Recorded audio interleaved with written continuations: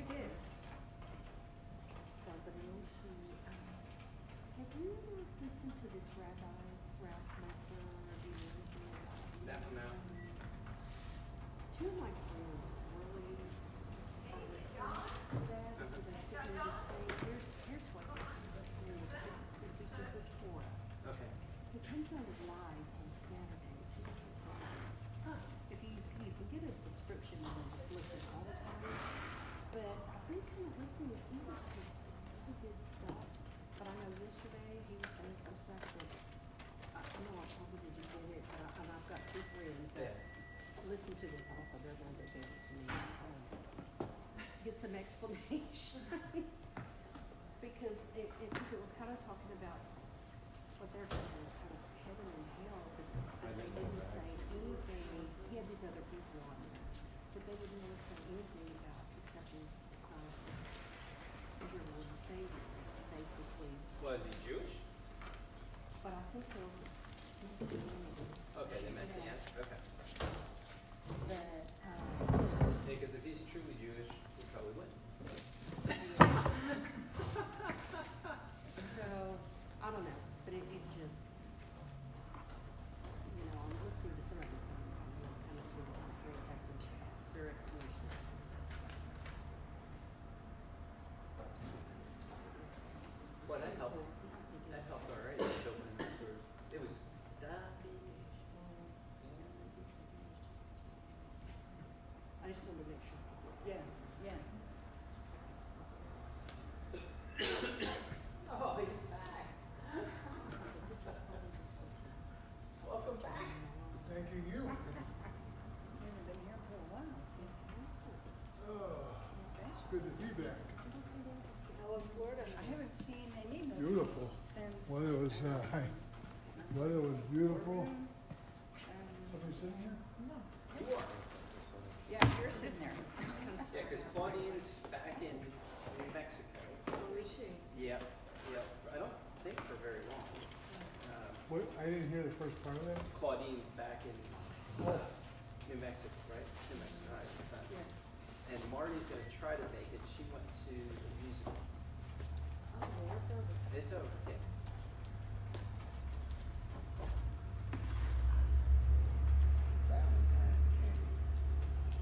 Oh. That's no good.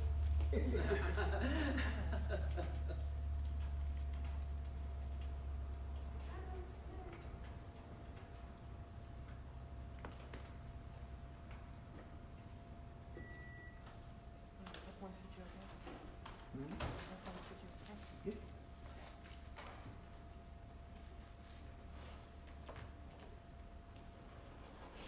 I'll wait for the popcorn to get done anyway, right? Got that right. That's right. I've got a minute, half a minute. Yes, ma'am.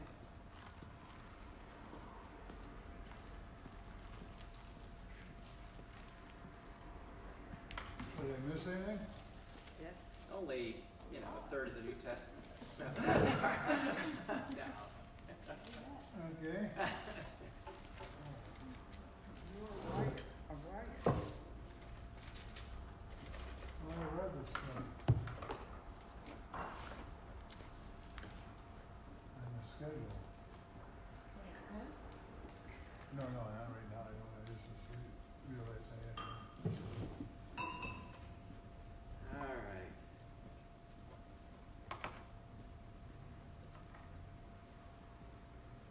Nothing to eat. I don't have my popcorn. Took up half the net and I think of them. Was trying that whole class. It's Marty's not, I don't know why it's coming, but She did. She didn't know if she was going to make it or not. Okay. Cause she had the candy. I just had the popcorn. Oh, she's got some candy. Oh, there's Connie. candy. She missed that. Connie brought some candy. Marty did? I haven't hardly seen her. I think she's playing in another league. Well, I think she had her kids. She had her kids. The grandkids again? Yeah. Or she was going to see him at the. Yeah, because they live here. Yeah. Maybe they're playing. Yeah. Yeah, they were doing a play. I think they were going to see. Time. I'm not a minute. All right. Are you ready? We're ready. This is going to be. Okay. So, what do you know about the Book of Judges? The what? Book of The Judges. judges. Well, there was a series of people that became judges. How they Okay. became judges, I'm not sure. Okay, all right, They were assigned, weren't they? yeah. Pretty yeah. much. But I mean, What's your question? what do you know about the book of Judges? Yeah. What do you know about Just these about a bunch judges? of judges. And They were there was a judges. and They were humans. All right, that's good. What'd she say? Well, They were they acted as leaders of the people. Okay. Right. Yep. Nobody, They were no, from all the tribes. Pass Yeah. the popcorn. I mean, they're still Don't help you, help doing yourself, kind of what the somebody. kings did. I'm not The supposed to. Lord's have it, telling you, you need to Unite. get rid of these people and these people and these people. And some did and some didn't. Okay. So, you know, we're video heavy today, so I'll get going a little bit here. But the period of the judges. So Joshua. Well, let's go back. Let's go back a step. So Moses gets these guys out of Egypt. All right. You know, they mess up. They mess up right away. They get out of Egypt. They go to Mount Sinai. They get the Ten Commandments, the laws. While they get the laws, while Moses is up in the mountain, the Israelites are already going wackadoodle Yeah. and basically, you know, building golden calves. Okay, so they're already messing up. They get to the land.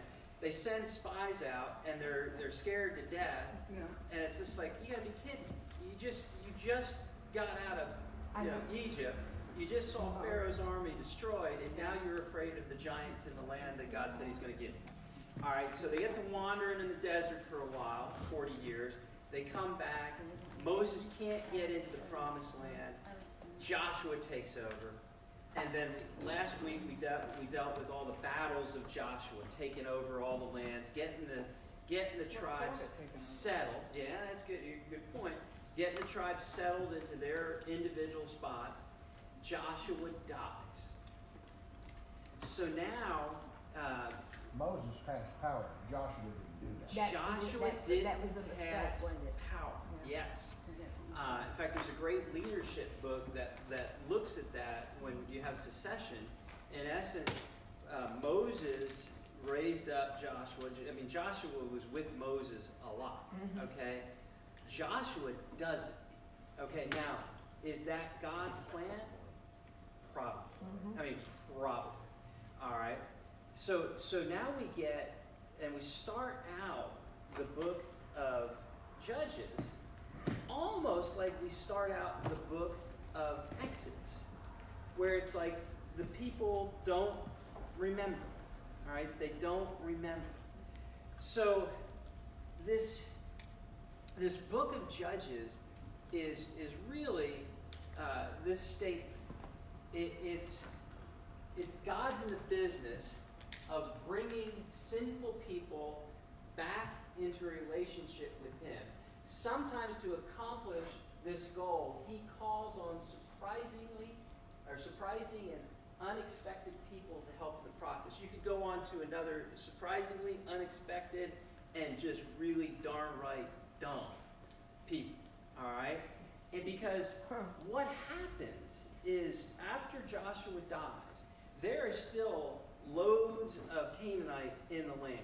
And we go through this process, this crazy process of a total idolatry, where they go and they worship the gods of the Canaanites, okay? And then God basically oppresses them, all right? And then they repent. God raises up a judge, a deliverer, and we're going to see that this judge thing in the English language is all messed up, because it's not a judge, it's a warrior.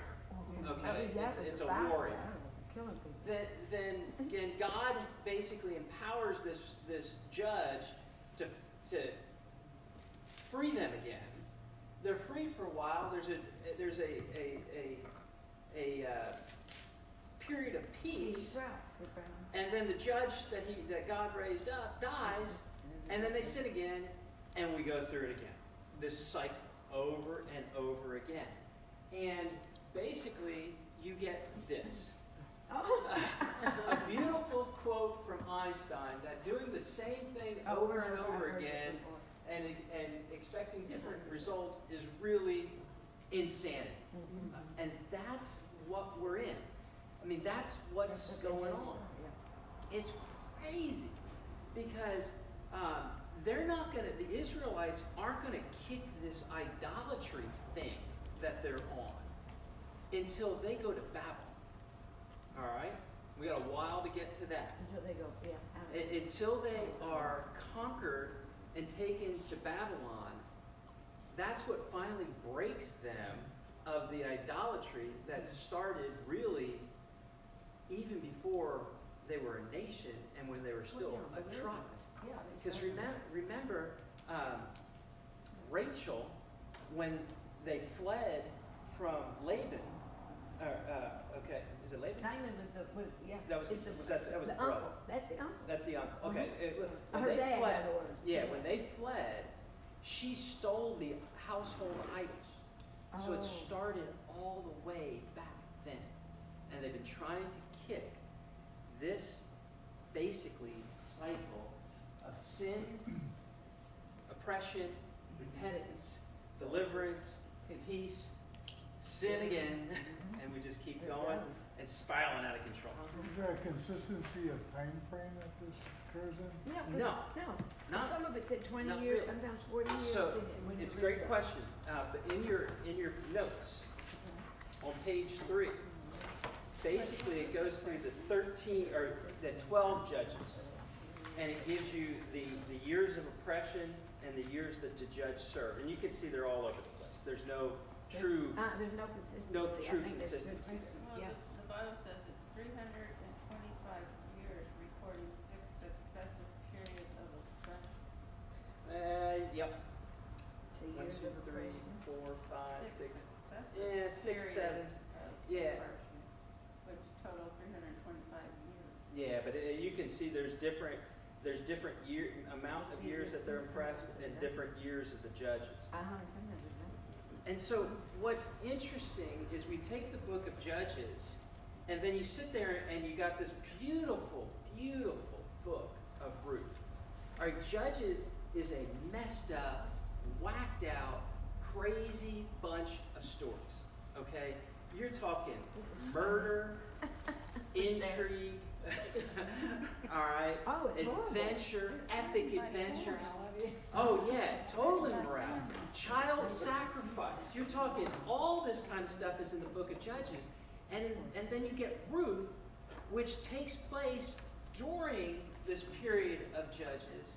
And it's the most beautiful story that you could ever imagine, which is really the second point of this message. The first point of the message, well, let me hold off for a second. But when we get into the book of Ruth, the hopeless, when things seem the most hopeless, life feels meaningless, God might be getting ready to do some of His best work. Because when we look at the book of Ruth, it's a bad deal. All right? Their family goes to not only a foreign land, but one of the oppressors of this era, because they don't have food. All right? And then they marry Moabite women, which, that's bad. Yeah. I mean, that's bad. All right? But yet, God used all of this for good. And that's really what we're going to try to tie together here, is that all of this cycle of spinning out of control with sin to oppression to deliverance to all that kind of fun stuff, and then this beautiful story of Ruth is all God's plan, all of His providence. Now I'm going to take you back for just a second. I'm going to take you back and then forward to systematic theology and what is the definition of God's providence. This will be part 2 when we get back to systematic theology. But God's providence can be defined as the following. God is in continual involvement with all created things in such a way that He, God, keeps them existing and in maintaining the properties with which he created them, cooperates with created things in every action, directing their distinct properties to cause them to act as they do. This is controversial in some ways. Yeah, okay? I was gonna say, that one word. Oh yeah. And directs them to fulfill his purpose. Now, that's the definition.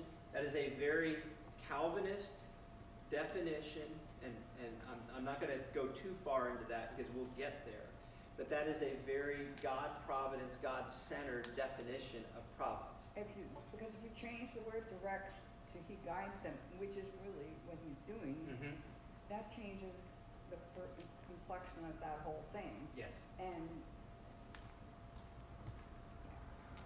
Yeah. yeah. We'll get there.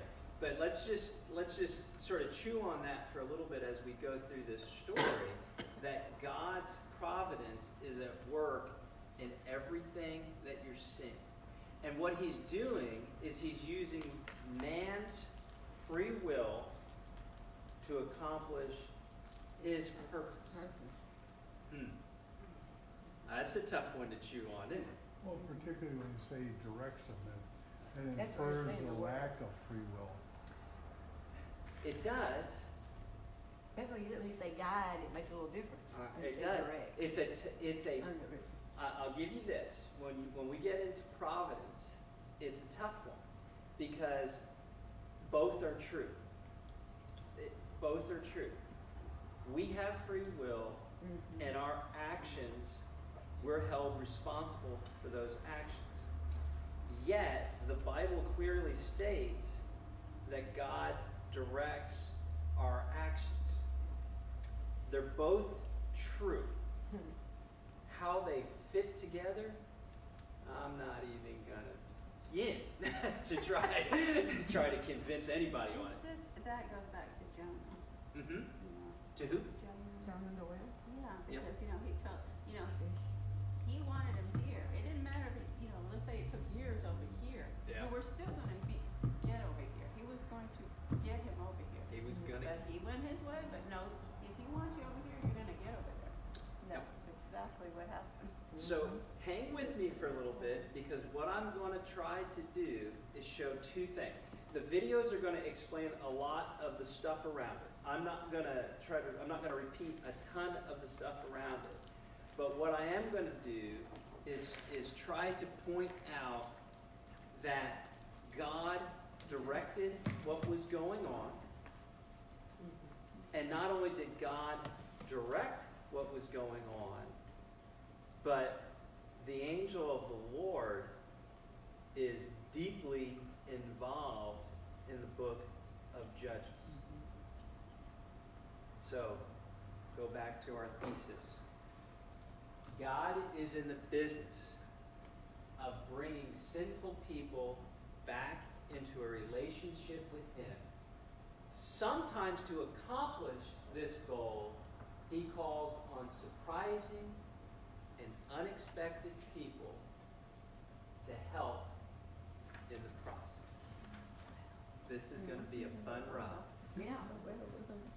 Take a watch.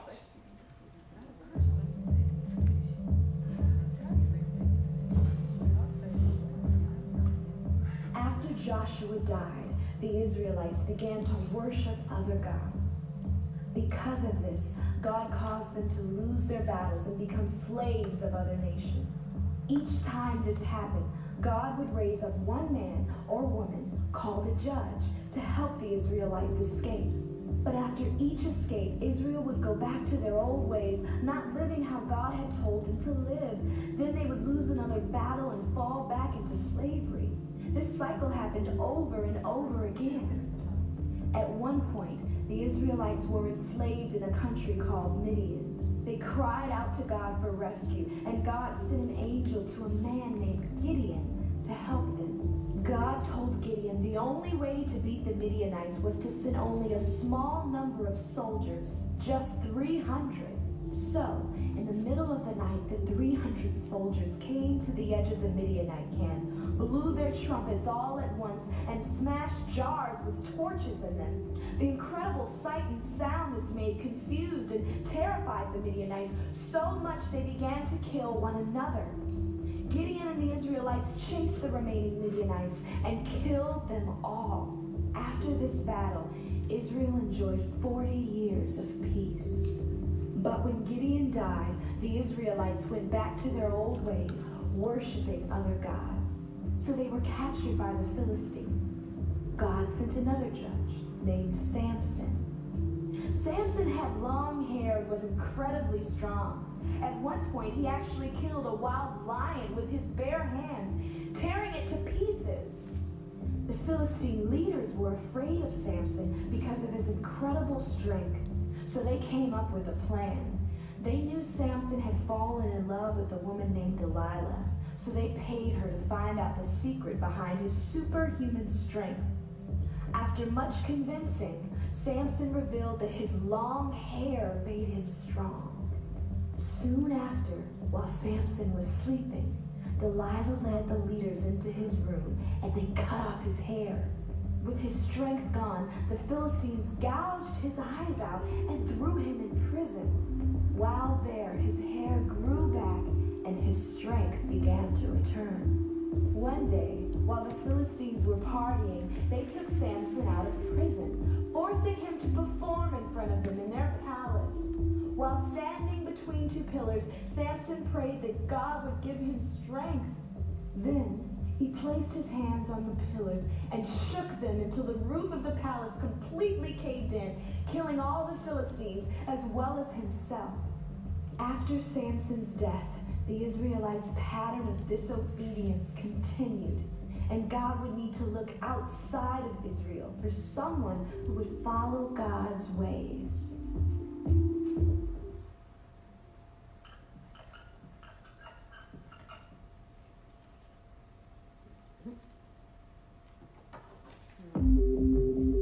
There was a man named Elimelech and his wife Naomi who lived in Israel during the time when the judges were in charge. There was a great shortage of food in Israel that caused them to move to a foreign country called Moab. Elimelech and Naomi raised 2 sons, and when their sons grew up, they each married women from Moab. Sadly, Naomi's husband and 2 sons died, and Naomi was left alone with her 2 daughter-in-laws.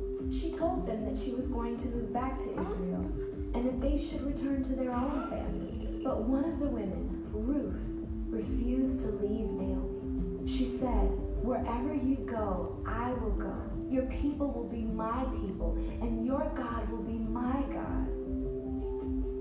So Naomi and Ruth moved back to Israel to begin a new life. One day, Ruth went to a field to pick up the grain that the farmers had left behind. Little did she know that the owner of the field was Boaz, a relative of Naomi. Boaz was kind to her and offered her to come find food whenever she wanted. Naomi was getting older, so she came up with a plan to provide for Ruth once she was gone.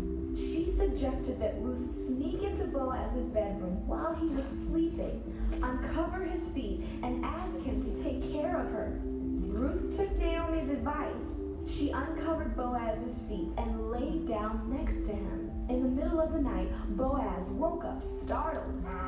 Ruth asked him to care for her and protect her.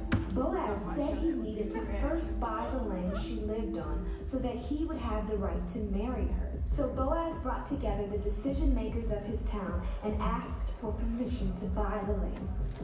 The leaders gave Boaz permission and prayed that God would help Ruth be a great wife. They were married and had a son named Obed, who would soon become the grandfather of one of the greatest leaders Israel had ever known.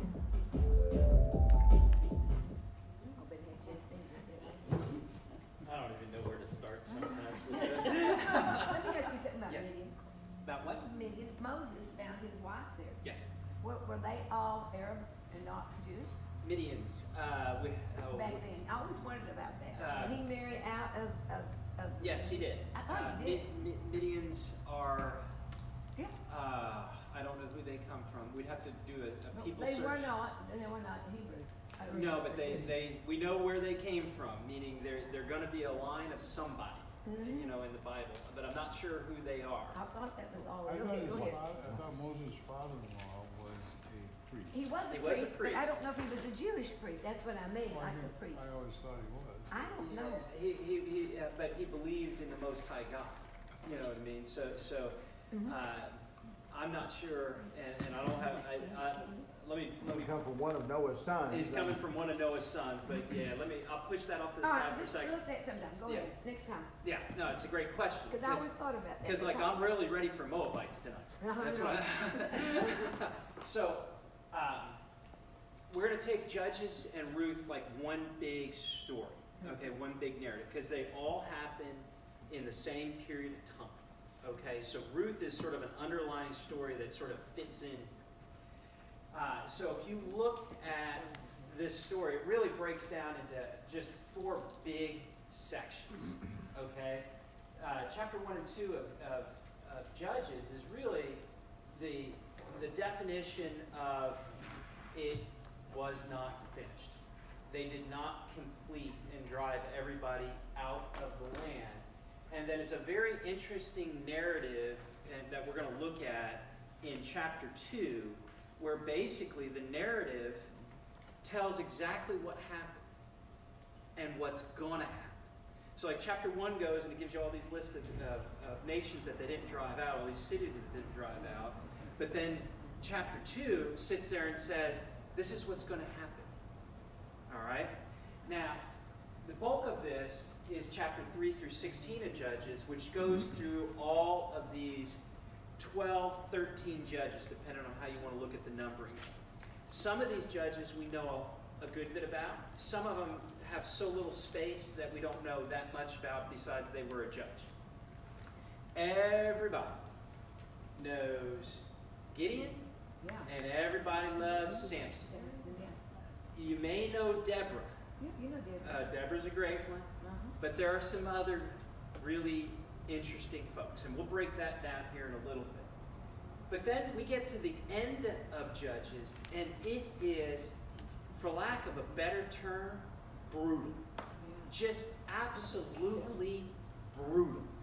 We got 2 Levite priests that are basically messed up beyond belief. The first priest basically is totally into idolatry and basically is selling his services and ends up, you know, going with the tribe of Dan.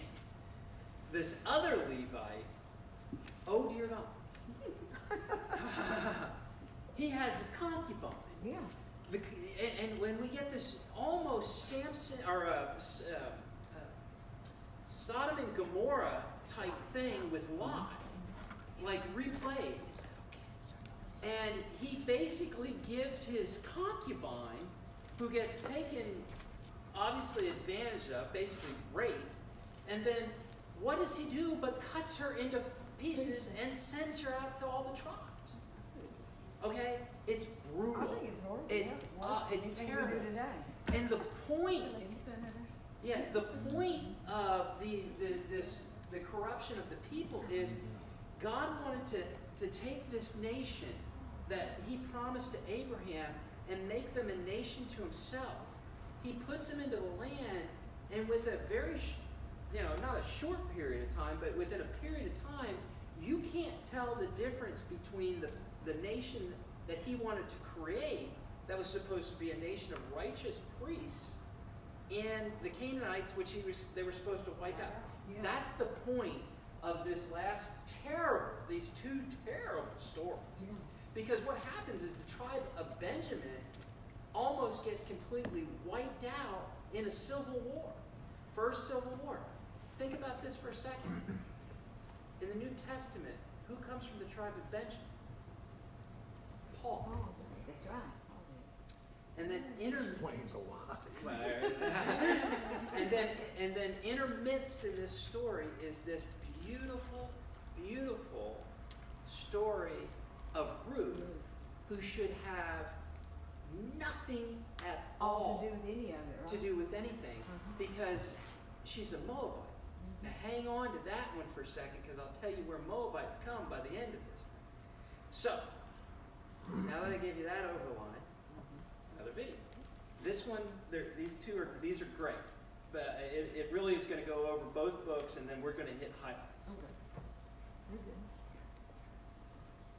The book of Judges.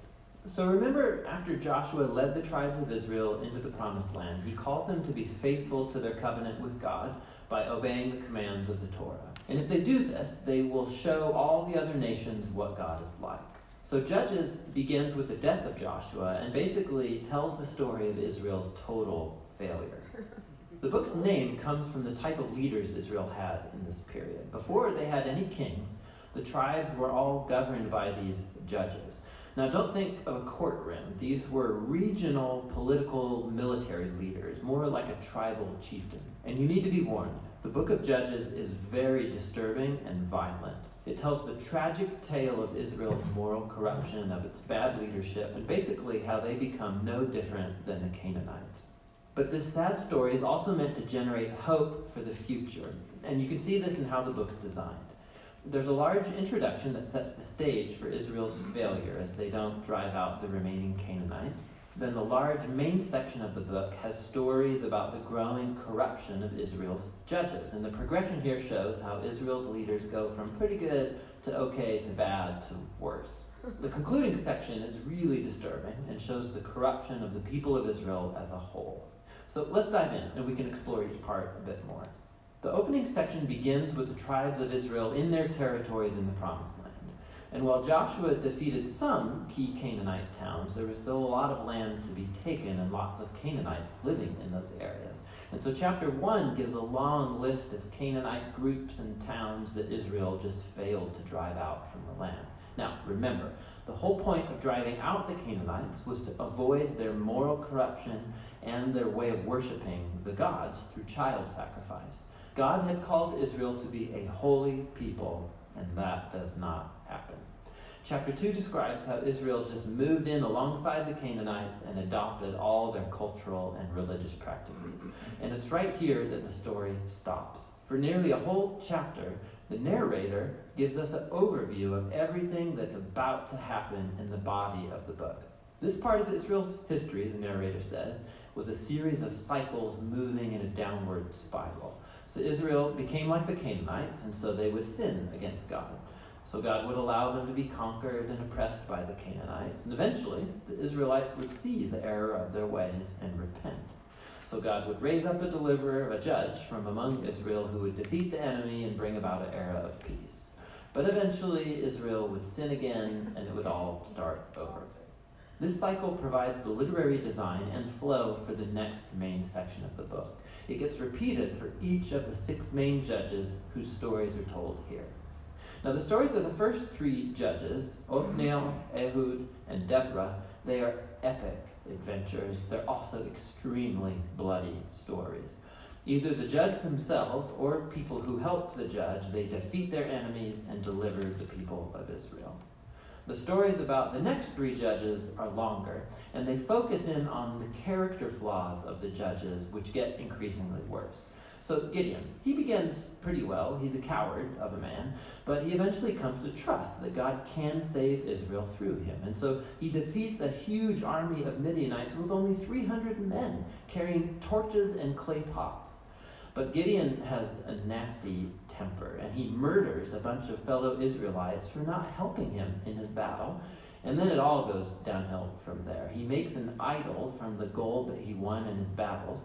And then after he dies, all Israel worships the idol as a god, and the cycle begins again. The next main judge is Jephthah, who's something of a mafia thug living up in the hills. And when things get really bad for Israel, the elders come to him begging for his help. And Jephthah was a very effective leader. He won lots of battles against the Ammonites, but he was so unfamiliar with the God of Israel, he treats him like a Canaanite god. He vows to sacrifice his daughter if he wins the battle. This tragic story, it shows just how far Israel has fallen. They no longer know the character of their own God, which leads to murder and to false worship. The last judge, Samson, is by far the worst. His life began full of promise, but he has no regard for the God of Israel. He was promiscuous, violent, and arrogant. He did win brutally strategic victories over the Philistines, but only at the expense of his own integrity, and his life ends in a violent rush of mass murder. Now, a quick note here. You'll notice a repeated theme in the main section of the book, that at key moments, God's Spirit will empower each of these judges to accomplish these great acts of deliverance. Now, the fact that God uses these really screwed up people doesn't mean he endorses all or even any of their decisions.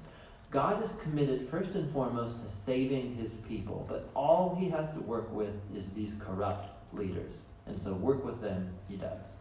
This whole section is designed to show just how bad things have gotten. You can't even tell the Israelites and the Canaanites apart anymore. And that's just the leaders. The final section shows Israel as a whole hitting bottom. There are two tragic stories here, and they are not for the faint of heart. They're structured by this key line that gets repeated 4 times at the close of the book. In those days, Israel had no king, and everyone did what was right in their own eyes. The first story is about an Israelite named Micah who builds a private temple to an idol.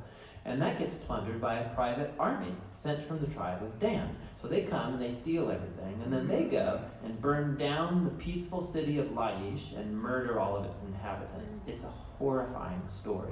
When Israel forgets its God, might makes right. The final story of the book is even worse. It's a shocking tale of sexual abuse and violence, which all leads to Israel's first civil war. It's very disturbing. And that's the point. These stories are meant to serve as a warning. Israel's descent into self-destruction is a result of turning away from the God who loves them and saved them out of slavery in Egypt. And now, Israel needs to be delivered again from themselves. The only glimmer of hope in this story is found in this repeated line in the last part of the book. It actually forms the last sentence of the story. Israel has no king. And so the stage is set for the following books to tell the origins of King David's family, the book of Ruth, and also the origins of kingship itself in Israel, the book of 1 Samuel. But the story of Judges has value as a tragedy. It's a sobering explanation of the human condition, and ultimately it points out the need for God's grace to send a king who will rescue his people. And that's the book of Judges. The book of Ruth. It's a brilliant work of theological art, and it invites us to reflect on the question of how God is involved in the day-to-day joys and hardships of our lives. There are 3 main characters in the book: Naomi the widow, Ruth the Moabite, and Boaz the Israelite farmer. And their story is told in 4 chapters that are beautifully designed. Let's just dive in and see how this all unfolds. Chapter 1 opens with this line: "In the days when the judges rule." And it reminds us of the very dark and difficult days from the book of Judges. And here we meet an Israelite family in Bethlehem, struggling to survive through a famine. And so in search of food, they move on to the land of Moab, Israel's ancient enemy. And there the father of the family dies, and the sons marry 2 Moabite women, Ruth and Orpah. And then the sons, they die too. And so they leave only Naomi and these new daughters-in-law. And so Naomi, she has no reason to stay anymore. And so she tells her new daughters-in-law that she's moving back home. And Naomi, she knows that the life of an unmarried foreign widow in Israel is going to be very hard. And so she compels the women to stay behind. Orpah agrees, but Ruth does not. She shows remarkable loyalty to Naomi. And she says, "Wherever you go, I'm going to go. Your people will become my people, and your God will become my God." And so the 2 of them return to Israel together. And the chapter concludes with Naomi changing her name to Mara, which means bitter in Hebrew, and she laments her tragic fate. Chapter 2 begins with Naomi and Ruth discussing where they're going to find food. And it just so happens to be the beginning of the barley harvest. And so Ruth goes out to look for food, and it just so happens that she ends up picking grain in the field of a man named Boaz, who just so happens to be Naomi's relative. We're told that Boaz is a man of noble character, and he notices Ruth. And so after finding out more about her story, he shows remarkable generosity to her. He makes these special provisions so that the immigrant Ruth can gather grain in his field. And in doing so, Boaz is actually obeying an explicit command of the Torah to show generosity to the immigrant and the poor. Boaz is so impressed by Ruth's loyalty to Naomi. He prays for her that God will reward her for her boldness. So Ruth comes home that day, and Naomi finds out that she met Boaz, and she is thrilled. She says Boaz is their family redeemer. Now, this family redeemer thing, this was a cultural practice in Israel where if a man in the family died and he left behind a wife or children and land, it was the family redeemer's responsibility to marry that widow, to take up the land and protect that family. So Naomi, she begins to hope that perhaps there might still be a future for her family. Chapter 3 begins with Naomi and Ruth making a plan to get Boaz to notice their situation. So Ruth is going to stop wearing clothes of a grieving widow, and she's going to show signs that she's available to be married. And so Ruth goes to meet Boaz on the farm that night. And as she approaches, Boaz wakes up, and he's totally startled. And Ruth makes her intentions very clear. She asks if Boaz will redeem Naomi's family and marry her. Boaz is once again amazed by Ruth's loyalty to Naomi and her family, and he calls Ruth a woman of noble character. It's the same term used to describe the woman in Proverbs 31. So Boaz tells Ruth to wait until the next day, and he will redeem both Ruth and Naomi legally before the town elders. And so the chapter ends with Ruth returning to Naomi, and they marvel together at all of these recent events. In chapter 4, it all comes together. It turns out, at the last minute, Boaz discovers there is a family member who's closer to Naomi than he is, and he's actually eligible before him to redeem the family. But at the last second, this family member finds out that he's going to have to marry Ruth, the Moabite, and so he declines. But Boaz, remember, he knows Ruth's true character, and so he acquires the family property of Naomi, and he marries Ruth. And so just at the beginning, how Ruth was loyal to Naomi's family, so now Boaz is loyal to Naomi's family as well. The story concludes with a reversal of all of the tragedies from chapter 1. So the death of the husband and the sons is reversed as Ruth is married again and gives birth to a new son, granting joy to Naomi. And this symmetry between the opening and the closing, it's even more remarkable. So remember, the opening tragedy was followed by a great act of loyalty on the part of Ruth. And that is now matched by Boaz's act of loyalty that leads to the family's final restoration. And this symmetry, it highlights the design of the internal chapters as well. So each of the chapters begins with Naomi and Ruth making a plan for their future. And that's followed by a providential meeting between Ruth and Boaz. And each chapter concludes with Naomi and Ruth rejoicing at what's taken place. This story is beautifully designed, and that design actually connects with a really interesting feature of the story, and that's how little God is mentioned. Right? The characters talk about God a few times, but the narrator actually never once mentions God doing anything directly in the story, and that's its brilliance. Because God's providence is at work behind every scene of this story, weaving together the circumstances and choices of all these characters. So Naomi, her tragedy leads her to think that God is punishing her, but actually the whole story is about God's mission to restore her and her family.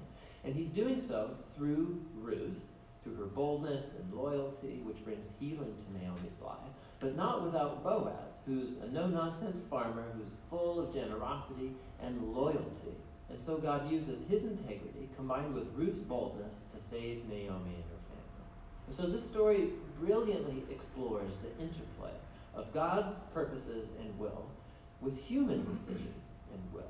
God weaves together the faithful obedience of his people to bring about his redemptive purposes in the world. And that leads to the real end of the story. The book of Ruth concludes with a genealogy, showing how Boaz and Ruth's son, Obed, was the grandfather of King David, from whom came the lineage of the Messiah. And so all of a sudden, these seemingly mundane, ordinary events in this story are woven into God's grand story of redemption for the whole world. And so the book of Ruth invites us to consider how God might be at work in the very ordinary, mundane details of our lives as well. And that's what the book of Ruth is all about. All right, feel like you've been fed You by a got fire everybody. hose? She never asked him to marry me, now. I just made that up, didn't I?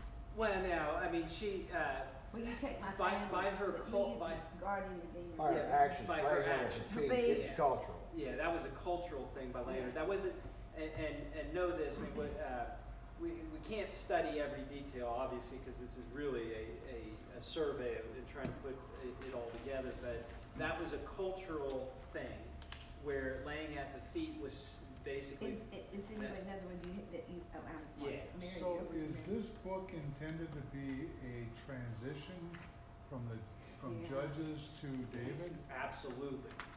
It's, Because it doesn't seem connected to It's either not. one It just says- that, specifically. it's what, it's exactly, it does, to me, it does a couple of things. One is you see this beautiful personal story within the context of the darkness of Judges. So you see a little bit of the beauty of the relationships that are still going on. So you got that little thing going on. You see God's providence at work because the Moabites and the Israelites were not supposed to intermarry. And so their family going over to Moabite was like a totally against God type thing. But God used that in such a beautiful way that led to the family of David that leads to the Messiah. So yes, this is a transition from Judges to the kingship because we get King David. You know, so we skip Saul altogether in that little transition, but you know, he'll get his print in 1 Samuel. But it also, like most of the Old Testament is, it's a foreshadowing of what's to come with Jesus. It's so cool. Well, even if it wasn't a real story, it's setting up the paradigm of following yourself into Moab and the futility of that and complete and total failure and death, surrender as they go back to be penniless in their homeland, but surrendering back to that, and then God bringing about the rebirth. Yes. You know, Yeah. it's that same story. Yes, it is. I mean, and when we're getting a little off topic, and we'll figure out the rest of this, but you know, it's the same. You get this spiraling story that's going on in Judges. Well, shoot, our whole existence with God is a spiraling story where God's trying to pull us back, even because we're doing stupid things. And even though we're doing the stupid things, God's using our stupidness for His purpose. All right. Judges. Cool stuff. I want to focus in on two things. All right, because while I would love to go through all of the 12 judges, I'm not. We don't have time. But I want to focus in on two things. One is my favorite subject as we're going through the story, and that is the angel of the Lord. And the second is the Spirit of the Lord. I think it's a stretch to say that we have a Trinity going on here in Judges, but at the same time, we have a Trinity going in here on Judges. So take a look at this is the beginning of Judges in chapter 2. And this is what it says. Now, the angel of the Lord came up from Galga to Bachem. I'm sorry, I screw up these names all the time. Okay. And he said, I brought you out of Egypt and led you into the land which I have sworn to your fathers. And I said, I will never break my covenant with you, and as you shall make no covenant with the inhabitants of this land. You shall tear down the altars, but you have not obeyed me. what is this you have done? Therefore, I say also, I will not drive them out before you, but they will become a thorn in your side, and their gods will be snares to you. When the angel of the Lord spoke these things to all of the sons of Israel, the people lifted up their voices and wept, so that they named the place Bachchum, and again, I'm sorry, I pronounced that wrong, and there they sacrificed to the Lord. Okay, angel of the Lord. He says a lot of eyes. Did you notice that? He says a lot of eyes.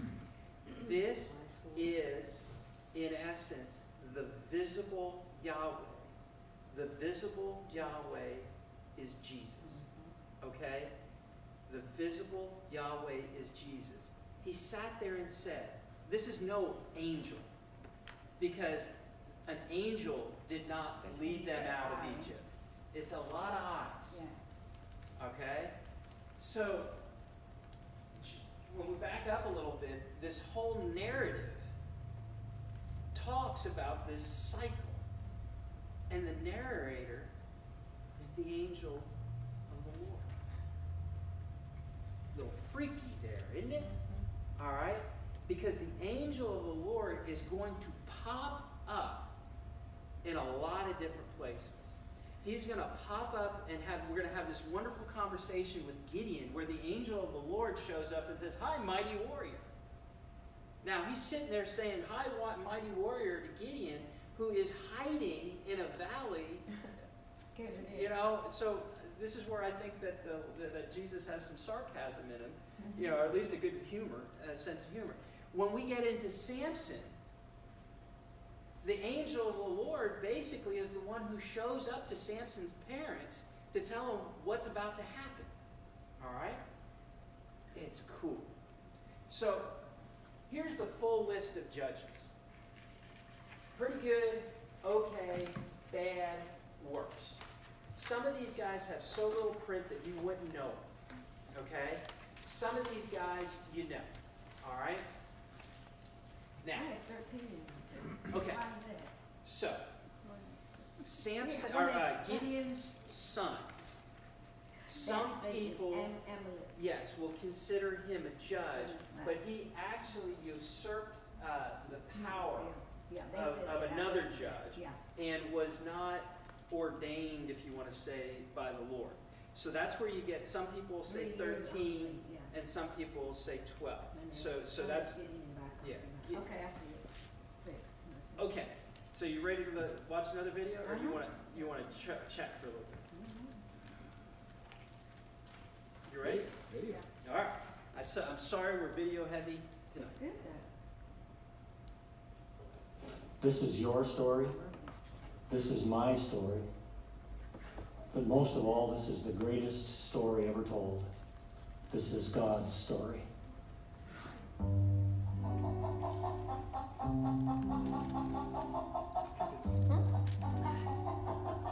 The angel of the Lord came and sat down under the oak in Ophrah that belonged to Joash the Abiezrite, where his son Gideon was threshing wheat in a winepress to keep it from the Midianites.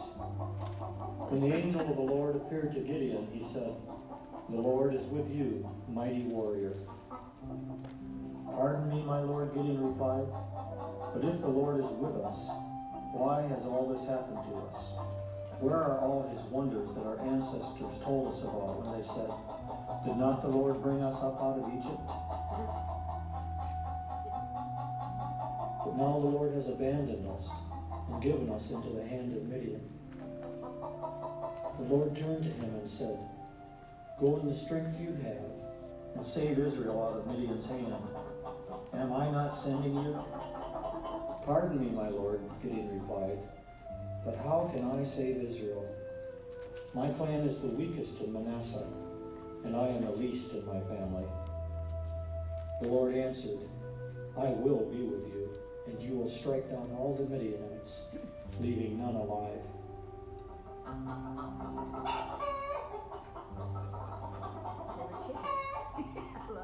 It'll make sense to this. Yeah. No. Probably one of the hardest questions to answer is the why question. For example, why did the chicken cross the road? Well, there's been several people who have offered up suggestions. The most common, to get to the other side. How about Dr. Seuss? Did the chicken cross the road? Did he cross it with a toad? Yes, the chicken crossed the road, but why it crossed, I've not been told. How about Grandpa? In my day, we didn't ask why the chicken crossed the road. Someone told us that the chicken crossed the road, and that was good enough for us. How about Sigmund Freud? The fact that you're all concerned about the chicken crossing the road reveals your underlying sexual insecurity. Albert Einstein, did the chicken cross the road, or did the road move beneath the chicken? The Bible. And God came down from the heavens and said to the chicken, "Thou shalt cross the road." And the chicken crossed the road, and there was much rejoicing. But my favorite is the West Texan. To prove to the armadillo that it can be done. Now, if you're not familiar with the armadillo, it really has a rough time getting across the road. When it gets scared from the sound of an oncoming car, it jumps straight up in the air. Not exactly the right direction to go in this circumstance. Now, one day an angel visits a farmer named Gideon and says to him, "The Lord is with you, mighty warrior." Gideon is puzzled by the comment and asks the why question. He replies, "But sir," I suppose that's a polite way to talk to an angel, "if the Lord is with us, why has all this happened to us? Where are all his wonders that our fathers told us about when they said, 'Did not the Lord bring us out of Egypt?' But now the Lord has abandoned us and has put us in the hands of Midian." From a lower story perspective, it looked like God had worked miraculously to get them into the land of Canaan and has now deserted them. What is Gideon talking about? Well, a pagan people called the Midianites oppressed Israel now for 7 years. As a matter of fact, when the angel came to visit Gideon, he was hiding in a wine press to thresh the wheat so the Midians didn't come and steal it, like a bully who snatches an innocent kid's lunch money. This has been going on now for 7 years, and Gideon was asking the why question of the Lord. This wasn't the only time Israel had been oppressed since they occupied the land of Canaan. Over a period of 330 years, they were oppressed by one of the surrounding pagan nations, the Mesopotamians for 8 years, the Moabites for 18 years, the Canaanites for 20 years, the Midianites for 7 years, the Ammonites for 18 years, the Philistines for 40 years, for a total of 111 years. Gideon, and I'm sure many others in Israel, assumed that God had abandoned them for no good reason. But this is now not how God saw it from the upper story. Here's the real answer to the why question. 30 years before Israel took possession of the land, God came to Moses and gave him a song to write down to teach to the nation of Israel. Write down for yourself this song and teach it to the Israelites and have them sing it, so that it may be a witness for me against them. When I have brought them into the land flowing with milk and honey, the land I promised on oath to their forefathers, and when they eat their fill and thrive, they will turn to other gods and worship them, rejecting me and breaking my covenant. And when many disasters and difficulties come upon them, this song will testify against them, because it will not be forgotten by their descendants. I know what they are disposed to do. Even before I bring them into the land, I promised them on oath. So Moses wrote down this song that day and taught it to the Israelites. The truthful answer to the why question is simple. Israel is experiencing oppression from the surrounding pagan peoples because they didn't keep up to their end of Moses' covenant. From the upper story, God knew that they couldn't or they wouldn't do their part. Under Joshua's leadership, they did great. But this is what we learn in chapter 8. After that whole generation had been gathered to their ancestors, another generation grew up who neither knew the Lord nor what he had done for Israel. Israel is a major part of God's upper story plan. Through them, he is going to reveal his presence, his power, and his plan to get all people back. But over and over again, we are told that they did evil in the eyes of the Lord. Israel is massively distorting the identity of God and how beautiful life works when God is at the center of our lives. God forewarned them that he would be obligated to discipline them, or at least remove his hand of protection from them. This is why they are in the trouble they are in. All 6 times that this happens, we see a pattern, a cycle. First, Israel sins. Second, Israel is oppressed by the surrounding nation. God tells us that he was going to use this to test to see whether or not they would keep the way of God. Eventually, Israel would cry out to the Lord for help. They would eventually repent, acknowledge the error of their way. When this happened, God would raise up a judge to deliver them. Once delivered, the cycle will start all over again. This is why the angel was visiting Gideon. Gideon had been selected by God to deliver Israel from the oppression of the Midianites. When it dawns on the farmer Gideon that he's been chosen to be God's mighty warrior, he asks, "How can I save Israel? My clan is the weakest in Manasseh, and I am the least in my family." Well, as we've seen before with Abraham and Moses, God often selects the most unlikely candidate to accomplish his upper story plan. Why? So when it's accomplished, everyone will know that it was God and hopefully turn to him. But God is not done stacking the odds against his team. God told Gideon that the 32,000 available soldiers were too many. When they win, they might think that they did it in their own strength. So through a creative process of elimination, the entire army is reduced to 300. 300 soldiers to come up against the mighty Midians, whose camels alone could no more be counted than the sands of the seashore. And to make matters worse, God instructed Gideon to pass out jars of clay with torches in them and trumpets as their weapons of warfare. Well, the night came for the battle. The 300 soldiers surrounded the Midian camp, which sat in the valley. And all at once, under Gideon's command, they broke the jars of clay, exposing the light within, and then sounded their trumpets. The story tells us that the Midianites woke up and thought to themselves, if they have this many trumpeters, just think how many soldiers they have. And in desperation, they took each other's lives, and the Israelites were successful. Oh, one more thing. When they broke the jars of clay, Gideon had the men shout out, "The sword of Yahweh and of Gideon." Now, there were no swords, but there was a lot of Yahweh. When the Midianites said, "No way, there is no way Israel could ever beat us," Israel said back, "Yahweh." Now, why did the chicken cross the road?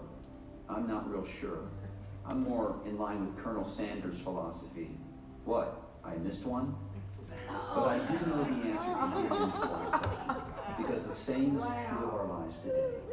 As Christians, we get ourselves into all sorts of trouble because we want to live life the way we want, not God's way. We think in the lower story that God has abandoned us, turned his back on us. But in the upper story, God is waiting for us to return. His arms are wide open, saying, "I will take you back." That is what 1 John tells us. If we confess our sins, he is faithful and just and will forgive us our sins and purify us from all unrighteousness. And just when others think we're down for the count and shake their heads and say, "No way," we look them straight in the eye and shout, "Yahweh."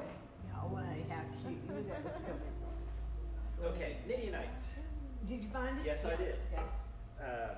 So I just recently changed to Logos for my Bible For your study. Bible? It's the most powerful thing in the freaking world. I have L-O-G-O-S. no idea how to use Logos it yet. is word. Logos. L-O-G-O-S. Yeah. So Midian is the 4th son of Abraham. After Sarah died, he married Ketra, again, I'm pronouncing it wrong. And so his 4th son is the father of the Midianites. So it makes sense that Abraham's grandfather was a priest, because he would have he would have still been on that Abrahamic line, just not in the family, obviously, of Israel. Same as Ishmael, you know? Yeah, we think they're Arab, but we're not Jewish. They're not Jewish, That's yeah. what I thought. Yeah, they're going to be of that Arab descent. Oh, I believe that's correct. I think that's maybe true for some. Okay, so I had to bring that up. Jewish or Hebrew? Well, Hebrew we're Hebrew, talking about. Hebrew, Not yeah. because Jewish is the religion, yeah. Okay, Okay. so let me talk a little bit. He talked about Gideon, which was great. Let's talk about how these judges came to be. Not every judge is going to have this. All right. Not every judge is going to have this, but the big ones had this. The Spirit of the Lord came upon him, and he judged Israel. So the Spirit of the Lord came upon Gideon. Now the Spirit of the Lord came upon Jephthah. Now the Spirit of the Lord came on him mighty. The last three are all Samson. Yeah. The Spirit of the Lord came upon him. I think this is a big thing to understand. First of all, these judges were appointed, all right, by Yahweh, by God. But I think you get this Old Testament, New Testament thing. In the Old Testament, it's not always, but most of the time, the Spirit of the Lord is upon them. When we get to the New Covenant, the Spirit, the Holy Spirit, is in us. And you start to lay down that foundation really here in Judges. And I think that's an important thing to grasp, is back to the point where God, that I'm trying to at least prove to a point, that God is directing the actions for his purpose. The Spirit of the Lord came upon these judges, and then they were empowered to act. Now, were they puppets in God's plan? No. Because if they were puppets in God's plan, they would have done it right. Oh. Okay? But they were empowered with the Spirit of the Lord on them to be able to perform. And in most cases, they did perform, but not great. All right? Not great at all. Yeah. I just wonder, for just a minute, if we could Yeah. back up Sure. to the beginning of Judges. Mm-hmm. It says in whatever 2:10 that the people did not know God. My question is why? Because in the very last section of Joshua, before he does, he gives a farewell address and he reviews Israel's history. Yeah. Now, I know, one, you're probably going to say, well, we don't know the period of time, but it seems to me that anybody with a little sense between Joshua and Judges 1 or 2:10 would not have a problem with forgetting all that Joshua had told them. Okay. I'm going to put this into context that I hope makes sense.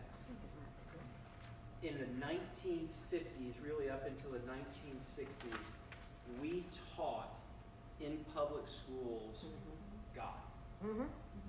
Scripture. We read Scripture. We read Scripture. We prayed in school. I have the Dallas school system's New Testament and Old Testament course. I already see where you're going. Yeah, see see where what I'm we're going? saying? I think it's a big reflection. I think that's That's 60. Well, and it said that the generation Yeah. that knew Joshua Yeah. all died. All And died. a new generation came up, and there was nobody to They teach them, didn't to give bother them. to teach. We think that it takes so long to forget God. Oh my One goodness. generation. In the United States, basically from the 60s until now, which is what, 60 years? Mm-hmm. We not only do we not teach God in school, we're afraid to mention God in school. And I think that's a great question because I think it illustrates the point of how quick a generation can lose sight of God and not know God anymore. So I think it's an excellent One more question. very quick question. Where does it say It says that in the beginning. that all the, Said that right at the beginning of Yeah. Judges, didn't it? It's in chapter 2. After the dead. Hold on a second. After the death of Joshua. Yeah, it's chapter 2. I want to think it's verse 10 or 9 or 10. yeah, okay. And you're going to get to it before I do. When Joshua dismissed. I think it's 2, 9 or 10. Also, okay, all that generation also were gathered to their fathers. Do you see it? Yeah, in verse 10, yeah. Okay, got it, thank you. It is So, Joshua. I just told someone at this conference we were that the best quote that our Sunday school teacher ever taught as an adult, I was an adult and had 3 kids one on the way, and he said, you know, that Christianity is just one generation away from extinction. So I wrote that on the board and I put it on a little bulletin board in my house when my kids were growing up.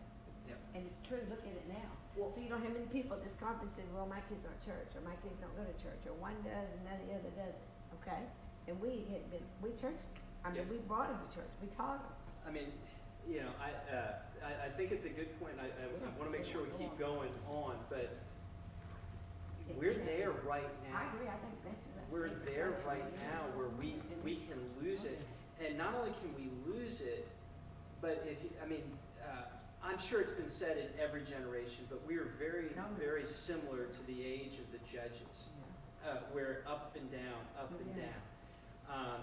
Because when you think of, I don't like necessarily the term fake news, but when you look at, when people talk about the founding of this country not being based on God, it's just like, well, look at the original documents, look at the original writings. It was totally based on the Judeo-Christian belief system. Was it based on Christianity? Well, sort of, but it was based on the Judeo-Christian values. Okay. So point 1 was the Spirit of the Lord is involved here.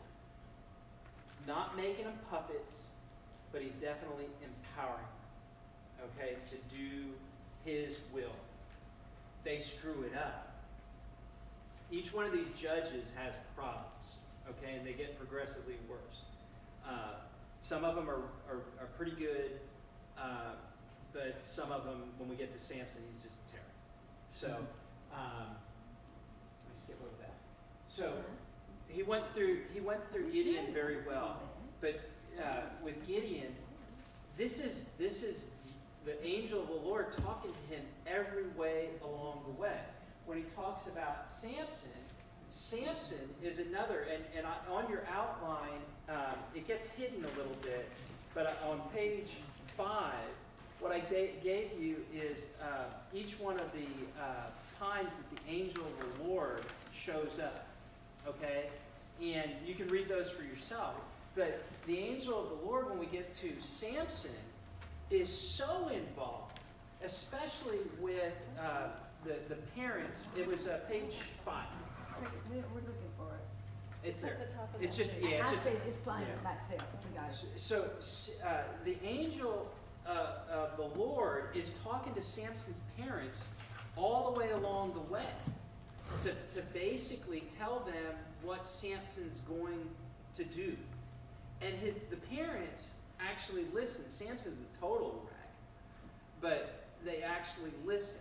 So that this idea of God, Spirit being in power, and the angel of the Lord showing up to sort of help things go along shows God's providence at work, and really shows the Trinity at work.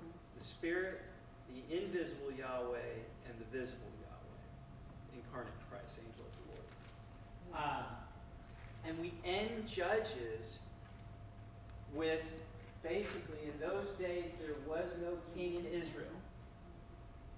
And oh, by the way, everybody did what was right in his own eyes, which was terrible. Yeah, that's what we're saying. Isn't that what we do today?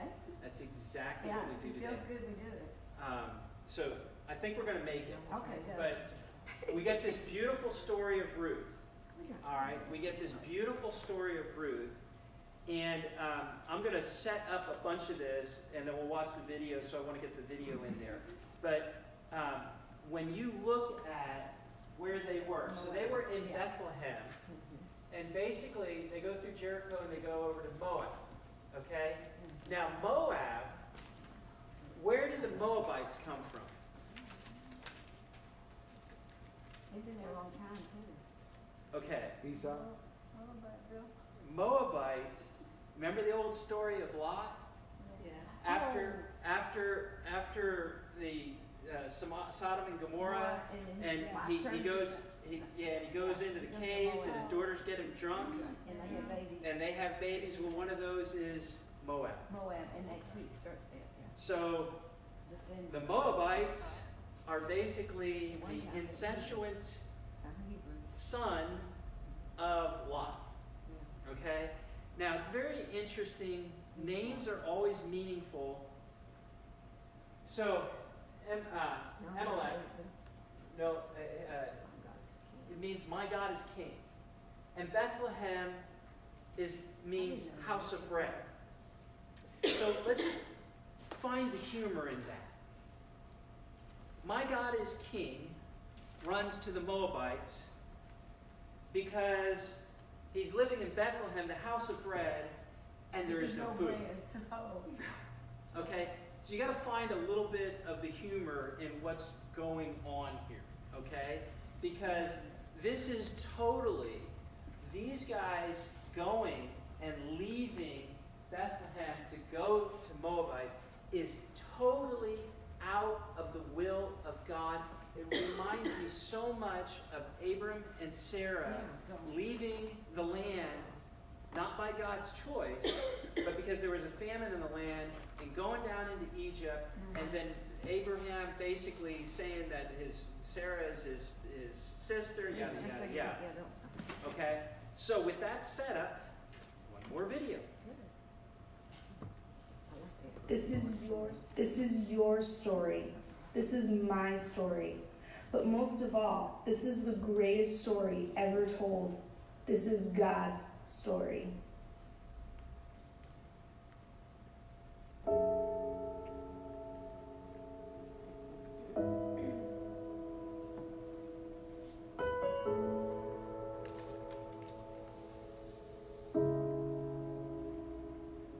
In the days when judges ruled, there was a famine in the land, so a man from Bethlehem in Judah, together with his wife and 2 sons, went to live for a while in the country of Moab.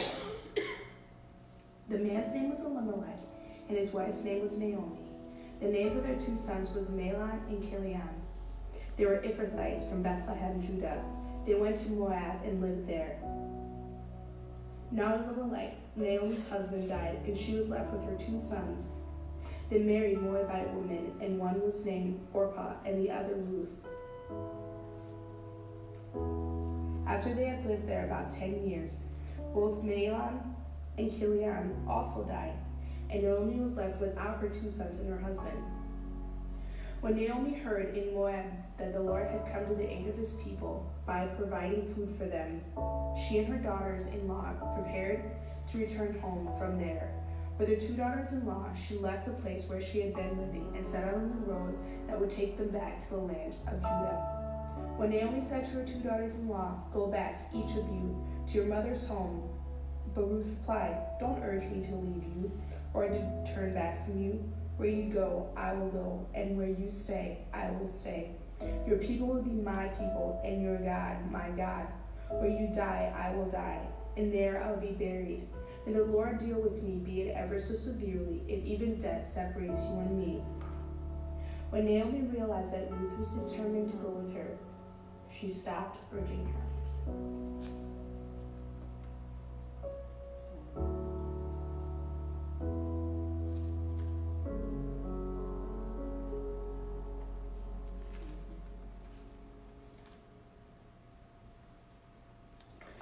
In the lower story, all hope is lost for Naomi. She moved from Bethlehem to Moab with her husband to weather the storm of a famine raging in the land around them at the same time as Gideon's story from the last chapter. Not long after they arrive, her husband dies, but she still has her 2 sons to care for her. While they are in Moab, they both marry Moabite women, and 10 years later, tragically, both of her sons die. In complete emptiness, Naomi decides it's time to go back home to Bethlehem. Her daughter-in-laws decide that they want to go. She begs them not to come, that they will have a better life if they stay in Moab.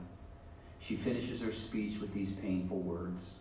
"No, my daughters, it's more bitter for me than for you, because the Lord's hand has gone out against me." In the lower story, we see that she had lost all hope, and she felt it was all a result of the Lord's doing in the upper story. Naomi was able to convince the one daughter-in-law to stay, but the other, Ruth, insisted that she go. Here's how she put her decision. "Where you go, I will go. And where you stay, I will stay. Your people will be my people, and your God, my God." She has certainly chose the road less traveled. Life will be extremely hard for Naomi and Ruth. They will likely live in poverty the rest of their life. And to make matters worse, Ruth is a Moabite. The Moabites had oppressed the Israelites for 18 years before Ehud the judge delivered them. In the lower story, there was little chance that she would be accepted. Yet out of deep love for her mother-in-law and her well-being, this is the path that she chose. When Naomi and Ruth's sandals crossed into Bethlehem's borders, after being gone for over a decade, the women of the town exclaimed, "Can this be Naomi?" Naomi replied, "Don't call me Naomi. Call me Mara, because the Almighty has made my life bitter. I went away full, but the Lord has brought me back empty." The word Mara in Hebrew obviously means bitter.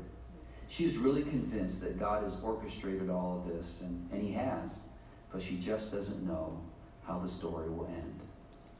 Now, Naomi owns land that her husband and sons used to farm. However, Naomi can't manage this property by herself, so she'll be forced to sell her land to pay the bills. And once she does, this will basically be committing her life to servitude. But the bigger, bitter pill to swallow is that the identity of a family is tied to land ownership. If her husband's land is lost, it'll be as though he never existed. So how will 2 poor single ladies make it in Bethlehem? Well, the Old Testament made a provision for the poor called gleaning. Those who owned land would send the harvesters into the field to gather the crop. Whatever little was left, they were to leave for the poor to glean. This is Ruth's primary way to help and to show love to her aging mother-in-law. She will do the gleaning and hopefully bring home enough for both of them to live on. She randomly picks a field to glean, and the owner shows her favor. Ruth is shocked that she's accepted as an outsider and even given protection. Here's what she asked the owner. "Why have I found such favor in your eyes that you notice me, a foreigner?" He replies, "I've been told all about what you have done for your mother-in-law since the death of your husband, how you left your father and mother in your homeland and came to live with the people you did not know before. May the Lord repay you for what you have done. May you be richly rewarded by the Lord, the God of Israel, under whose wings you have come to take refuge." Ruth runs home with her arms filled with food and excitement and shares the story with Naomi over a Thanksgiving meal. Naomi inquires about the identity of the owner, and Ruth tells her that his name is Boaz. Naomi almost has a heart attack. Why? Because Boaz is a close relative. Why is she so excited about that?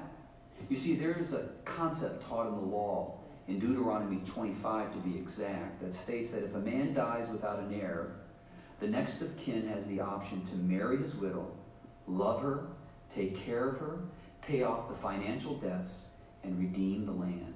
This man is called the kinsman redeemer. When they have a child, he is to deed the land to that heir in the name of the deceased husband, thus allowing his name to live on.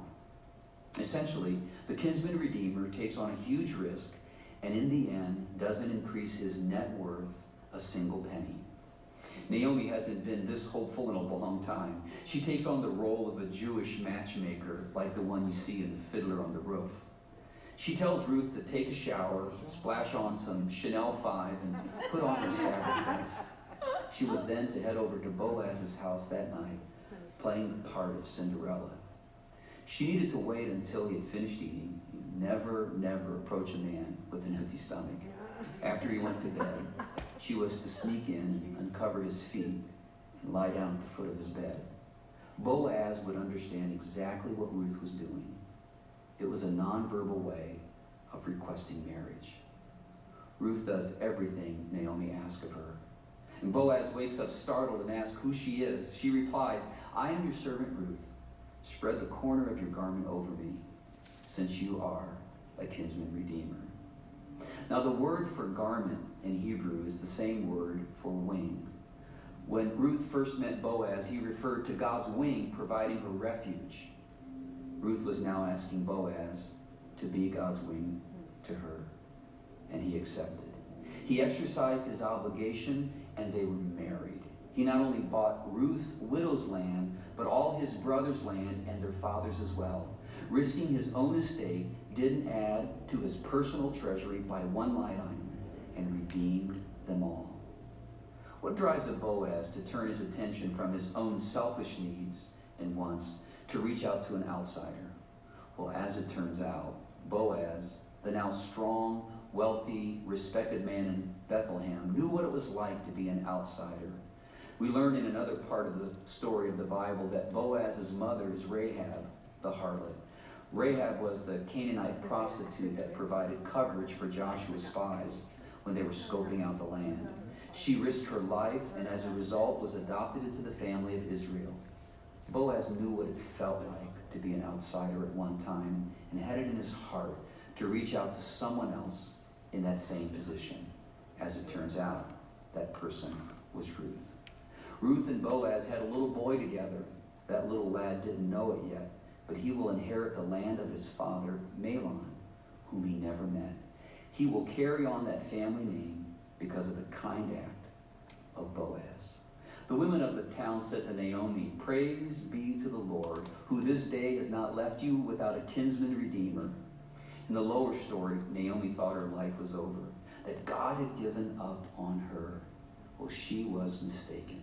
Naomi took her grandson and cuddles him in her lap. The women of the town spread the gossip. Naomi has a son. What happened to the name Mara? Bitter. I guess it didn't stick. She went back to being called Naomi, which in Hebrew means beautiful. And beautiful her life became. She now had a son to work the land, which meant that the name of her husband, Elimelech, would live on. The little heir's name was Obed, which simply means worker. Sounds like a boring name until you understand the whole story. As overwhelming a turnaround as this is, the good news doesn't stop here. There's more going on in the upper story. At the end of the book of Ruth, we are given the genealogy of Boaz's family. It is here that Obed grows up and has a son named Jesse. Jesse then grows up and has a son named David. And 28 generations later, a little baby is born in a manger in the town of Bethlehem named Jesus. Jesus is the ultimate kinsman redeemer, and he came from the family of an outsider named Ruth. God was not only working above the scene of Ruth's life to provide her earthly needs in the lower story, he was working out his upper story plan with her in mind. He went out of his way to include an outsider, a pagan Moabite in the lineage of Jesus. Now that is extreme acceptance. In the lower story, their life seemed hopeless, with no chance of acceptance. In the upper story, God redeems their lives and accepts them as his own. You know, right now, your story might seem a little hopeless and bitter to the taste. But remember, if you love God and align your life to his purposes, as we learn in Romans 8:28, God is working it all out for the good. So wait patiently for God. Wait patiently for God to unfold his good plan for you. That was good. Just a couple of things, because I still have 4 minutes. Okay, take it on. Don't let anybody fool you. Boaz was not stupid. No, Ruth was cute. Ruth, But I think it was Ruth, pretty. Ruth was good looking. Yeah.